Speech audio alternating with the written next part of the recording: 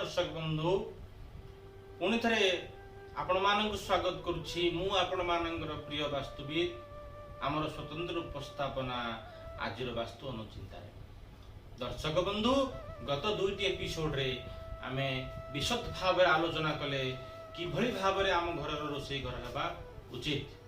बंधुगण आज आम आलोचना करिबा घर एक गुरुत्वपूर्ण जगह विषय ठाकुरंगर जगह विषय ऐशान्य कोण विषय पूजा घर विषय।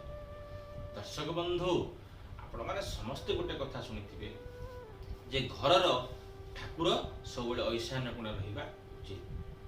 तेबे ठाकुर ऐशान्य कोण रे काहींकि रहिबे ता पे कोन एमिति खगोलीय बा विज्ञान मतरे तत्व अछि।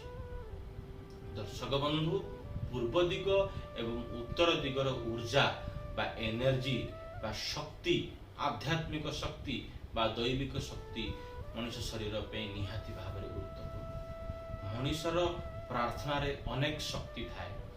दर्शक बंधु जितेबेले आमे ईश्वरंग पाखरे इष्टंग पाखरे आम ईशान पाखरे आमे घर इष्टं को चिंता करू आमर कुल देवता को चिंता करू आम राष्ट्र देवता को चिंता करू आम सबू ओडियांगर मौड़मणि विषय चिंता करू सेतेबेले दर्शक बंधु आमे सबुले चिंता करू जे आम महाप्रभु पूर्व दिगरु आमको देखुछंती उत्तर दिगरु आमको चाहिछंती आमको स्वास्थ्य आरोग्य धन जन गोप लक्ष्मी सब किछि से महाप्रभु आम निकट रे अजाड़ी दियंतु आम सपरिवार समस्त दुख घुटी जाऊ समस्ते सुखरे रुहंतु सर्वे भवन्तु सुखिनः सर्वे सन्तु निरामया सर्वे भद्राणि पश्यन्तु माँ कश्चित दुख पाप घरे माटी बापाटी घरे बड़ भाईटी प्रार्थना करे महाप्रभु निकट रे हे महाप्रभु मो परिवार को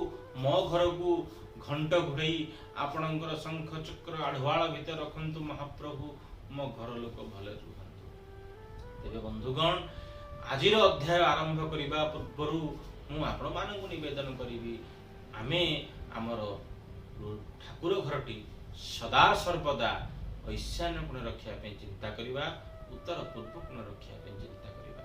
जितेबेले आमे महाप्रभु पाखे प्रार्थना करवा दीपटे जालिबा पानी टिके दबा आम महाप्रभु से पानी टिके आम पाखु ग्रहण करंतु आमे ताकू दबा समय आम मुहंटी निहाती भाबरे पूर्व भाग दिगकू किंबा उत्तर दिगकू रहू।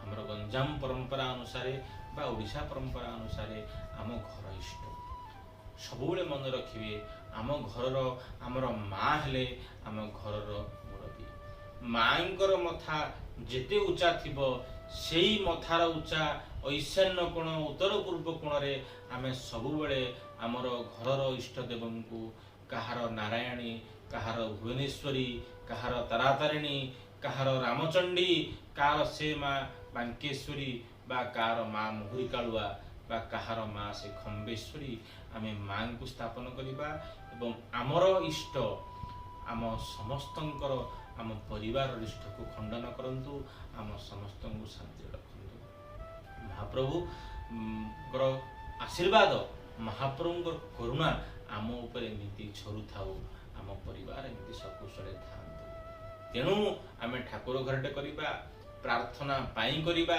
उपासना पाई करिबा घरर सकल सुमनास पई आमे ठाकुर घरटे आमे तैयारी करिबा। दर्शक बंधु ठाकुर घरे एमिति कौन रखिबा कौन न रखिबा ताहार गोटे छोटिया आलोचना आमे आपण मन सहित करूछु। समस्ते गोटे प्रश्न करती ठाकुर घर को आमे केउ रंग करिबा। दर्शक बंधु ठाकुर घर को केवल दुईटी रंग ही करिबा निहाती भाबरे आपण मन भीतर प्रश्न थिबो कौन से रंग दुईटी ना दर्शक बंधु गोटिया रंग होची श्वेत बा धला आ गोटे रंग होची पीत बा हलदिया। एई दुई रंग व्यतीत आपण ठाकुर घरे अन्य कोनोसी रंग व्यवहार करंतु नाही ताहा आपणक पे नकारात्मक शक्ति देई पारे। तेबे दर्शक बंधु ठाकुर घरर द्वारटी केउ दिग निहाती रहइबा दरकार। ठाकुर घरर द्वारटी निहाती भाबरे उत्तर कांथ को लगी पश्चिम मुखी हवा दरकार बा जदि दक्षिण दिग को मुह होची ଉତ୍ତର କାନ୍ଥକୁ ଲାଗି ଦକ୍ଷିଣ ଦିଗକୁ, ଉତ୍ତର କାନ୍ଥକୁ ଲାଗି ଦକ୍ଷିଣ ମୁଖା ହେବା ନିହାତି ଭାବରେ ଆବଶ୍ୟକ ପଡ଼ିଥାଏ। ଦର୍ଶକ ବନ୍ଧୁ, ଆଉ ଗୋଟେ ବଡ଼ ପ୍ରଶ୍ନ ହେଉଛି ଠାକୁର ଘରେ ଆମେ ଝରକା କେଉଁଠି ରଖିବା? ଠାକୁର ଘରେ ଝରକା ରଖିବାର ବିଧାନ ନାହିଁ। ତା ସହିତ ଠାକୁର ଘର ଉପରେ କୌଣସି ପ୍ରକାରର ଅଳିଆ ଆବର୍ଜନା ନ ରଖି, ଘରର ଓଜନ ଜିନିଷ ନ ରଖି, ପୂଜା ସାମଗ୍ରୀ ଯାହା ଅଛି ତାକୁ ଆପଣ ମହଜୁଦ କରି ରଖିପାରିବେ। ଠାକୁର ଘରକୁ କେବେ ହେଲେ ମଧ୍ୟ ନିଜର ଘରର ଛାତ ସହିତ ଲଗେଇବେ ନାହିଁ। ୟା ସହିତ ଦର୍ଶକ ବନ୍ଧୁ, ଆଉ ଗୋଟେ ବଡ଼ ଗୁରୁତ୍ୱପୂର୍ଣ୍ଣ କଥା ମୁଁ ଆପଣମାନଙ୍କୁ କହିବାକୁ ଚାହୁଁଛି। ସେଇ କଥାଟି ହେଉଛି ଠାକୁର ଘର।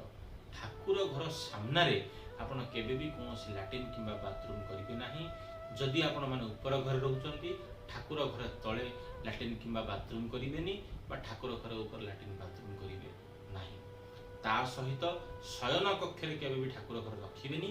ଯଦି ଶୟନ କକ୍ଷରେ ଠାକୁର ଘର ରଖନ୍ତି, ଠାକୁରଙ୍କୁ ପୂଜା ସରିଲା ପରେ ଉପଯୁକ୍ତ ଘୋଡ଼େଇବାର ବ୍ୟବସ୍ଥା ଆପଣମାନେ ନିହାତି ଭାବରେ କରିବେ।